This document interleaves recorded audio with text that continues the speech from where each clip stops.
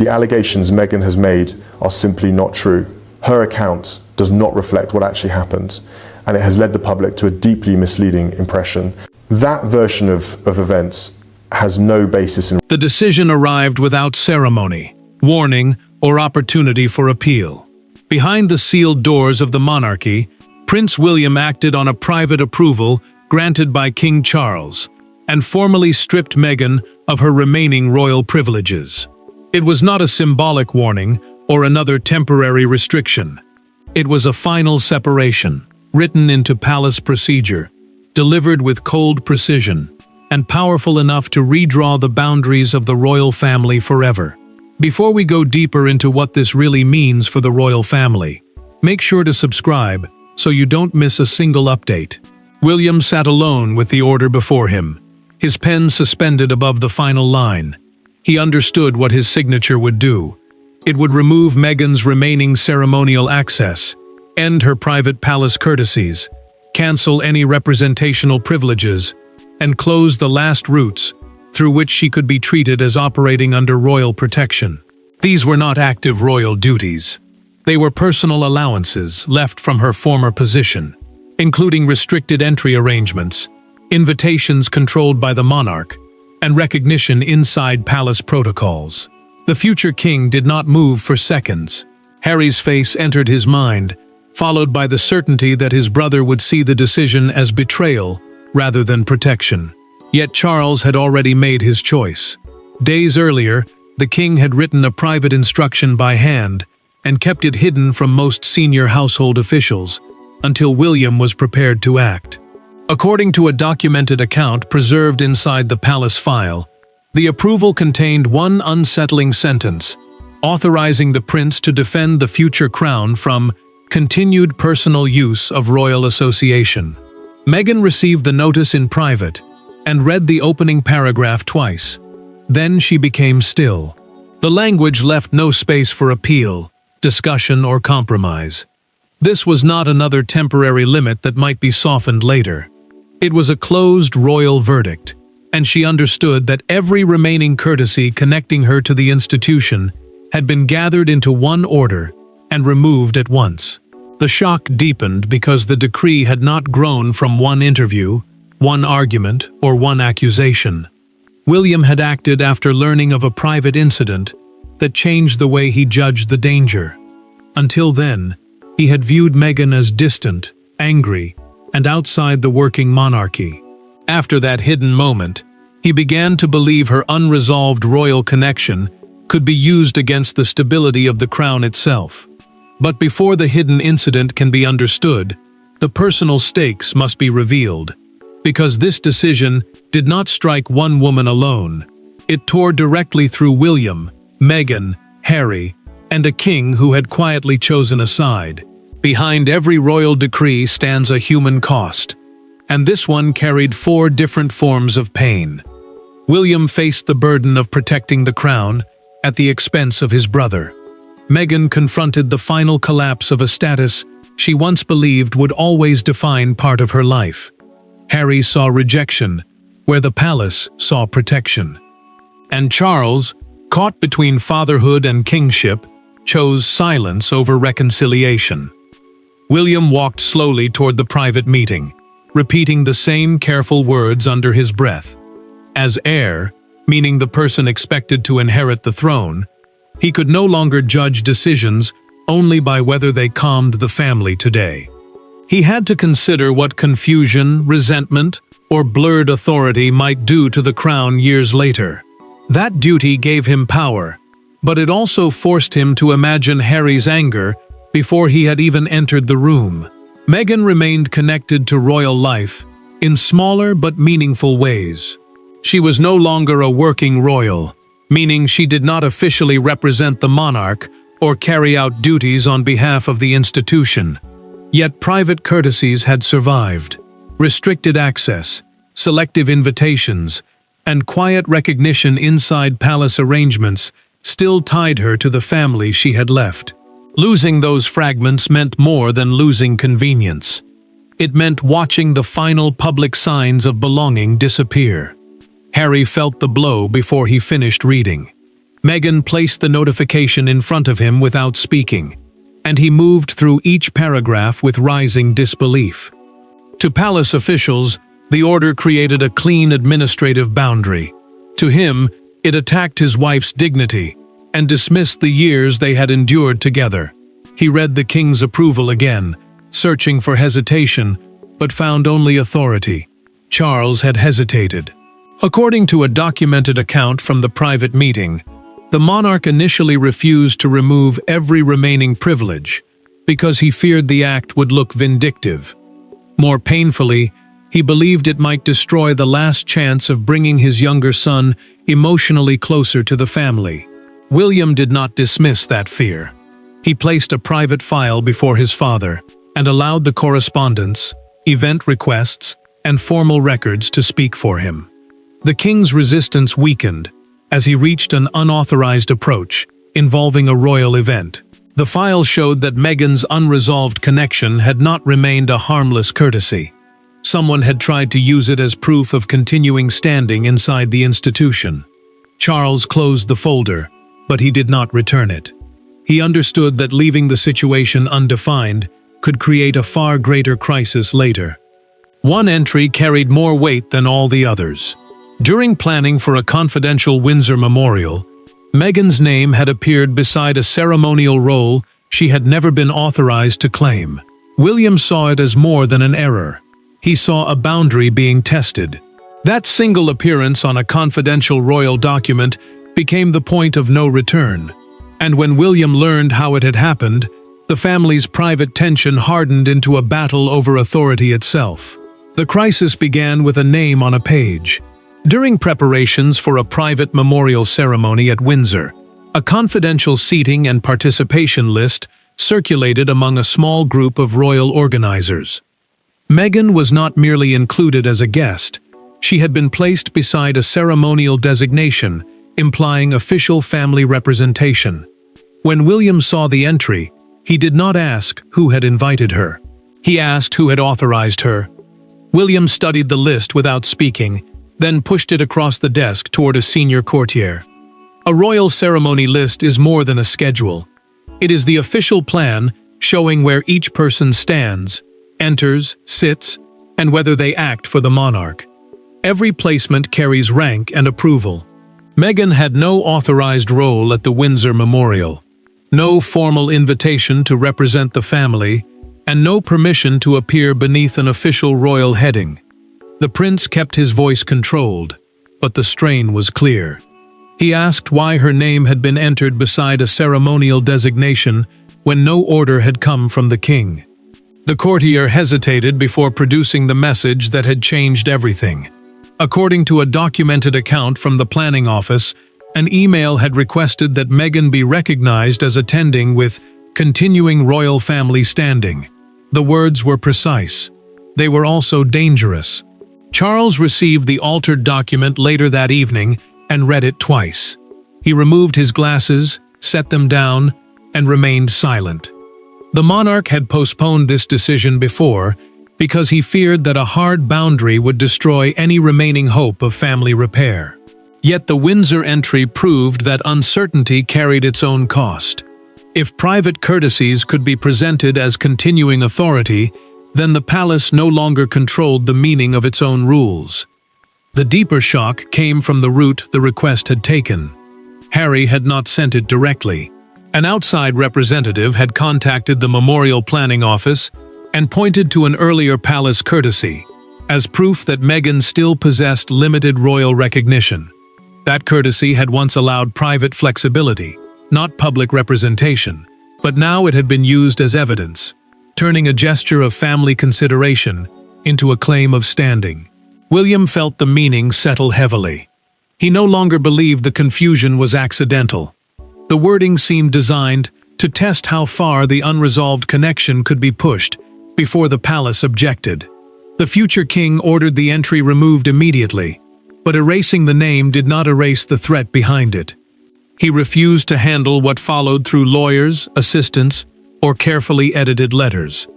William demanded a private meeting with Meghan, face to face, where she would have to answer one question without institutional language shielding either of them, who believed she still had the authority to appear in the monarch's name. The list had exposed the weakness, but the confrontation would expose something deeper, because when William and Meghan finally faced each other, the disagreement became painfully personal. No aides entered the room. No private secretaries sat nearby to soften the language or record an official version of events. William and Meghan faced one another across a narrow table, carrying years of accusation, disappointment, and suspicion into a conversation meant to last 20 minutes. It lasted more than an hour. By the time the door opened again, neither believed reconciliation was still possible. William pushed the Windsor list across the table and watched her read the disputed line. He had requested this meeting for one reason: to discover whether Meghan believed she still possessed the right to use residual royal privileges in connection with ceremonies, invitations, or public standing. Residual privileges were the limited courtesies left after she stopped being a working royal, not permission to act for the monarchy. Yet the wording on the page suggested something far greater. Meghan moved her chair back slightly and looked up. She said she had not created the system that left her status unresolved. In her view, the palace had granted private courtesies when they served the family, then condemned those same connections when they became publicly uncomfortable. She believed the institution had kept the rules deliberately unclear, allowing it to welcome her in one moment and reject her in the next. The prince kept his voice low. He told her that the monarchy could not function through personal interpretation, because every title, entrance, and placement could be understood as approval from the sovereign. Meghan answered that the family could not erase years of marriage, service, and sacrifice whenever protecting its image became difficult. Her words carried pain, but his reply carried finality. The crown, he said, could not survive if private history became unofficial authority. The tension sharpened when William asked who had approved the outside representative's language. Meghan refused to provide a name. According to a recorded account of the conversation prepared afterward, she insisted the palace already knew how the phrase "continuing royal family standing" had entered earlier correspondence. Her refusal changed the room. Silence was no longer restraint. It became resistance. William opened another folder and removed an older letter bearing a notation from Charles's private office. A private office notation is a written instruction or approval added by the monarch's staff to explain how a request should be handled. The document proved that a temporary courtesy had once been granted for one occasion. It did not create lasting recognition, yet someone had either misunderstood that exception or deliberately reshaped it into permanent standing. Meghan read the notation and placed the page down carefully. William then told her every remaining privilege would now be clearly defined or removed. She answered that no such order could happen without the king. What she did not know was that Charles had already received the file. Meghan believed the monarch would stop William from going further, but inside the king's private rooms, Charles was already being forced to decide whether fatherly mercy had become a danger to the crown. The greatest act of power in the entire crisis happened almost without sound. King Charles read William's recommendation alone, turned back to the first page, and remained there for several minutes. The paper before him did more than ask permission to remove privileges. It demanded that he choose between preserving a fragile family connection and closing the final institutional door Meghan could still claim remained open. Charles held the final authority because he was the monarch, the person empowered to approve private royal courtesies, ceremonial access, household recognition, and special exceptions for relatives who no longer carried out official duties. William could recommend the change and enforce it through palace offices, but the most sensitive privileges had been allowed during the king's reign. Removing them required his consent. The monarch reached for a personal note from Harry and read it slowly. According to a documented account of the private exchange, his younger son asked that Meghan not be humiliated or treated as though her years inside the family meant nothing. Charles folded the message with care and placed it beside William's file. He did not throw it away. That small act exposed the conflict tearing through him. The father still wanted a path back, while the sovereign could see that delay had already created danger. William entered only after the king had finished reading. Charles asked whether he truly understood what the recommendation might cost them as a family. The prince did not soften his answer. He said, refusing to decide would cost the monarchy more, because every undefined courtesy could be reused as proof of authority the palace had never intended to grant. That uncertainty threatened future ceremonies, public trust, and the crown's control over who could speak in its name. The silence deepened before Charles made his choice. He did not sign the main order himself. Instead, the king wrote a private authorization, allowing William to act on his behalf. A private authorization is a written instruction, giving another royal figure power to carry out a specific decision without the monarch appearing as the public face of it. The move protected Charles from looking openly involved in a direct punishment, but it did not reduce his responsibility. The wording went further than the prince expected. Charles approved the removal of privileges that could be interpreted, presented, or exercised as continuing royal authority. That sentence gave William power not only to end existing courtesies, but also to close any future claim built from them. Camilla watched the monarch seal the approval and understood the cost immediately. The queen consort warned him that Harry would not see restraint or protection. He would see betrayal, and his anger could turn one hidden decree into an international family crisis. The king had given his approval in secrecy, but the consequences could not remain hidden.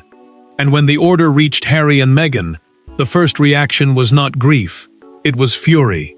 The notification arrived with no personal call from Charles and no final warning from William. Meghan opened the document expecting another palace clarification. Instead, she found a complete list of privileges that had ended immediately.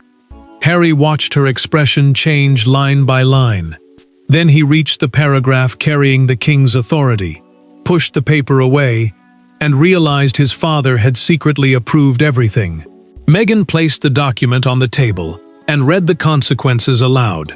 She had lost discretionary access to private royal properties, ceremonial recognition beyond a direct family invitation, palace-assisted security courtesies, the use of selected royal communication channels, and any implied right to appear in a representative role. Discretionary access meant entry granted as a personal favor, rather than an automatic entitlement. Its removal mattered, because every future visit would now depend on fresh permission, while every public appearance would be judged outside royal protection. Harry kept reading, searching for something he could challenge. The order did not change his birth status or remove his legal place within the family, but it created a strict institutional boundary around Meghan. That separation also affected him, because the couple could no longer approach ceremonies, invitations, or palace arrangements as a shared royal unit. His title remained. Their remaining place inside the institution did not. Meghan broke the silence with a bitter conclusion. She said the palace had finally admitted that it never intended to treat her as family once she stopped serving its needs. Harry looked at her, then reached for his phone. His anger had moved beyond insult.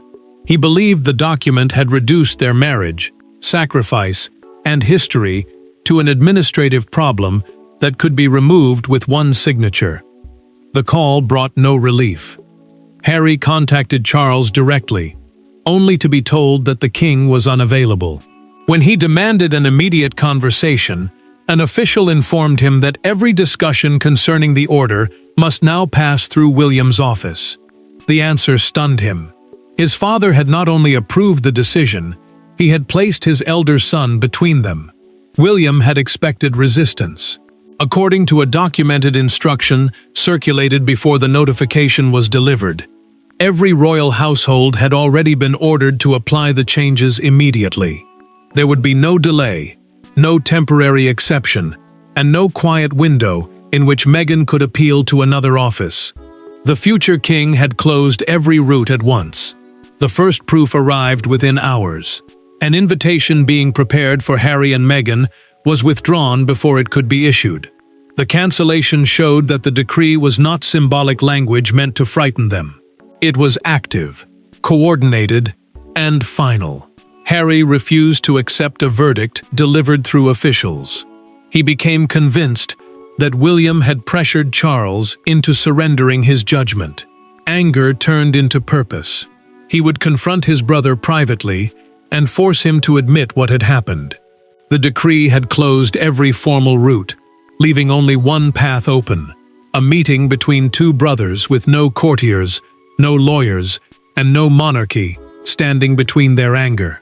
When Harry entered the room, he did not greet William. The brothers stood only a few steps apart, yet years of resentment seemed to fill the space between them. Harry accused him of turning the crown into a weapon against Meghan. William did not raise his voice. He placed the king's handwritten approval on the table and told his brother the truth neither of them wanted to face. Harry had demanded a private meeting, with no aides, lawyers, or palace representatives present. That absence mattered because neither man could hide behind royal procedure or allow another person to soften what was said. For once, they were not speaking as a prince and a future king. They were two brothers carrying the weight of a family that had learned to turn pain into silence. The anger came quickly. Harry pointed at the authorization and insisted Charles must have been pressured into approving it. William answered that the king had reviewed the Windsor incident, the earlier correspondence, and the disputed requests independently before making his choice. The monarch's authorization was a written order allowing the prince to act in his name, not a suggestion that could be changed when emotions rose. Harry demanded to know whether William had considered what public humiliation would do to Meghan. The future king held his gaze and said he had considered what continued uncertainty would do to everyone. He spoke of ceremonies challenged, courtesies twisted into claims, and a monarchy left unable to define who could represent it. His answer did not calm his brother. It made the divide clearer. William admitted something painful.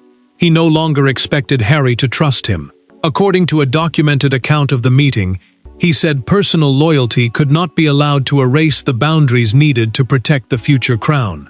The confession carried no triumph. It sounded like a man accepting that duty had already cost him the relationship he once hoped to repair. The room changed when the prince produced a second page. Charles had written a private message for his younger son, explaining that the decision was not a rejection of Harry, but a final separation between family affection and royal authority. Royal authority meant the official power to act, speak, or appear on behalf of the monarch. The king wrote that love could remain even where institutional privilege could not. Harry recognized the handwriting immediately. His anger weakened because the words proved Charles had approved the decision personally. William had neither invented the order nor expanded it beyond the monarch's instructions. The truth did not bring forgiveness, but it destroyed the belief that one brother alone had engineered everything. Harry folded the private note and took it with him. He left the formal order on the table. That choice said what he could not.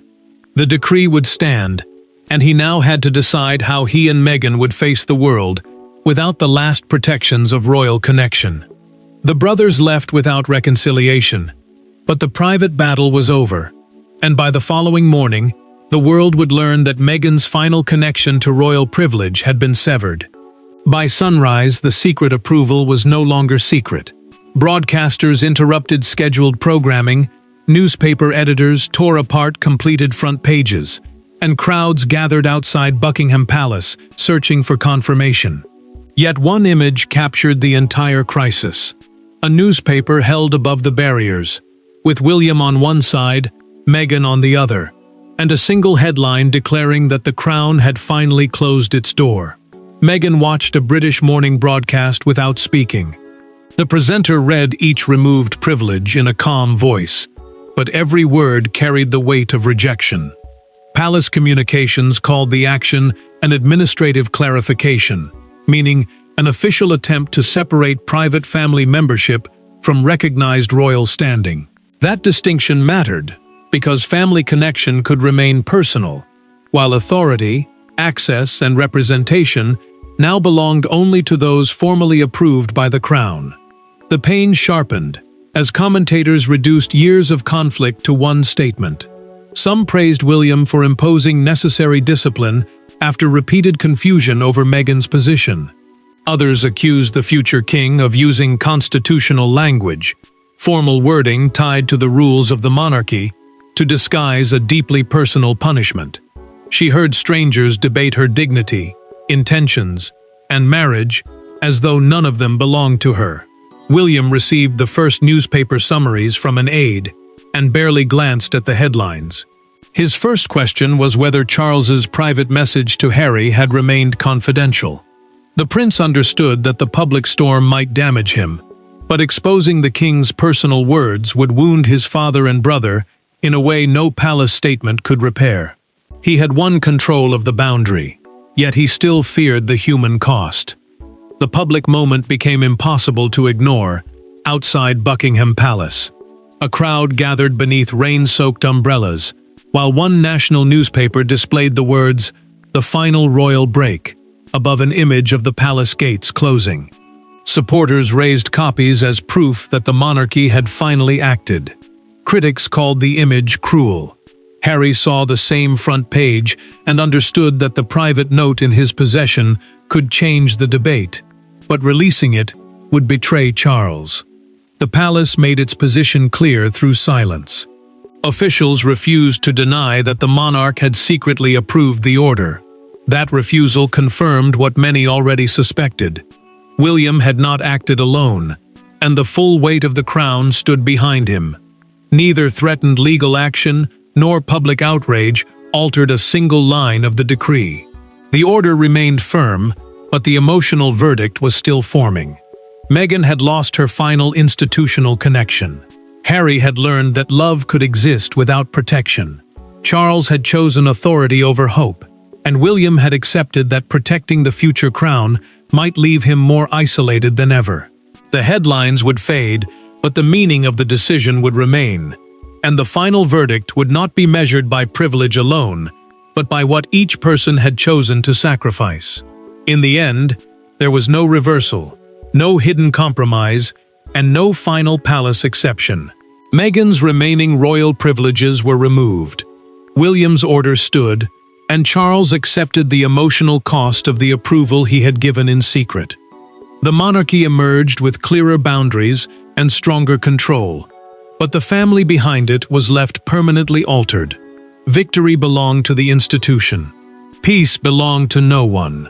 Meghan placed the final document inside a drawer and closed it without destroying it. Every privilege named in the order remained withdrawn, and every royal household had accepted the new rules. She still belonged to Harry's private family life, but she no longer held any recognized royal function. That difference mattered because family connection could offer love and memory, while royal standing carried official access, ceremonial rank, and permission to represent the crown. Harry understood what had been lost. His birth status remained unchanged, yet another bridge to his family had disappeared beneath the weight of the decision. He could still speak to his father as a son, but he could no longer expect Meghan to be treated through the old courtesies that once softened their distance. The separation was complete, and no argument could reopen what the decree had closed. William met Charles after the public storm had settled. The king asked one simple question: was the crown safer now? The prince answered, yes. Neither man smiled. The monarchy had gained clarity, but the family had paid for it with trust, closeness, and the hope that silence might somehow heal what open conflict had broken. Charles finally understood the deeper truth behind his secret approval. According to a documented account of their private exchange, the monarch admitted that unresolved family courtesies had become tools in a struggle over status, meaning, and control. What began as kindness had created uncertainty. What remained undefined had slowly become dangerous. William's greatest act was not removing access, invitations, or recognition. It was declaring that the future monarchy would no longer allow personal relationships to create unofficial royal power. That choice strengthened the institution, but it also pushed the future king further into the loneliness of duty. Meghan lost the final protections of her former role. Harry lost another path back toward his family. Charles surrendered the belief that delay could preserve unity. William accepted that protecting the crown might require him to become the person his brother blamed most. William's order ended the uncertainty.